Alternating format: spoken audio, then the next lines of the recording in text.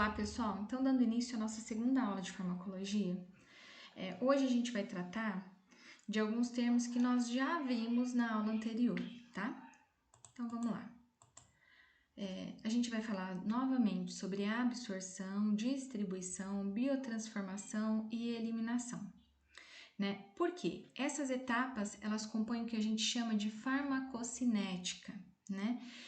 E são elas que definem o início, a intensidade e o período de duração da ação de um determinado fármaco, ou seja, um determinado medicamento no nosso organismo, tá?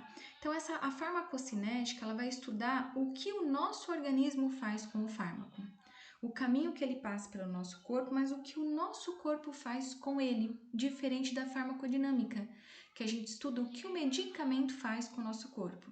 Aqui na farmacocinética, a gente vai ver então o que o nosso corpo faz com esse medicamento para que ele consiga atingir o tecido-alvo, tá? Então, a primeira fase é a absorção. O que é isso? É a transferência desse fármaco, desse medicamento, do seu local de aplicação até a corrente circulatória. Então, por exemplo, se eu fiz uma medicação subcutânea, que está lá na gordura, a absorção é a transferência desse fármaco que eu injetei lá na gordura para a corrente sanguínea, tá?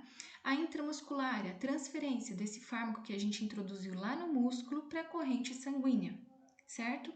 A única via que não tem essa fase de absorção, como eu falei na aula anterior, é a via endovenosa ou intravenosa, porque o medicamento já vai direto para a circulação sanguínea, né?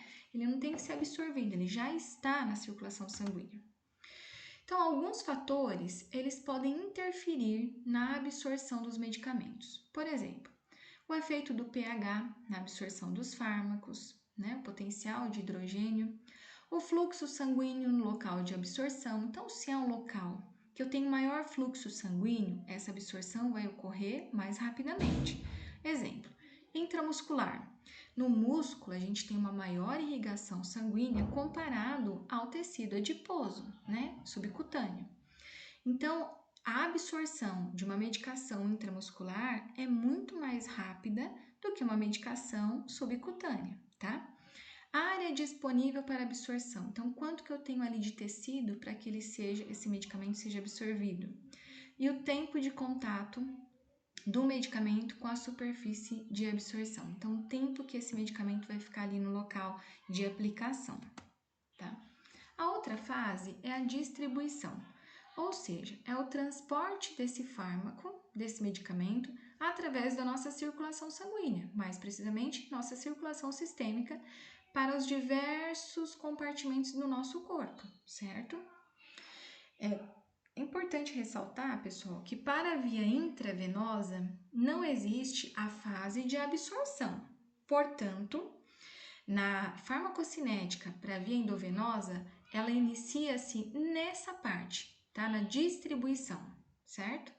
Então, quando a gente faz o medicamento via endovenosa ou intravenosa, a gente já está iniciando pela etapa de distribuição, porque ela vai chegar rapidamente aos tecidos. A biotransformação nada mais é do que a transformação química que esse medicamento vai sofrer para ser excretado. Então, antes desse medicamento ser excretado, ele é transformado, né? Ele é como se ele fosse preparado para ser eliminado. E o fígado é o principal órgão metabolizador dessas drogas. Então, a gente vai acabar eliminando aquilo que não faz mais serventia, não tem mais serventia para o nosso organismo. Quem faz a biotransformação é o fígado.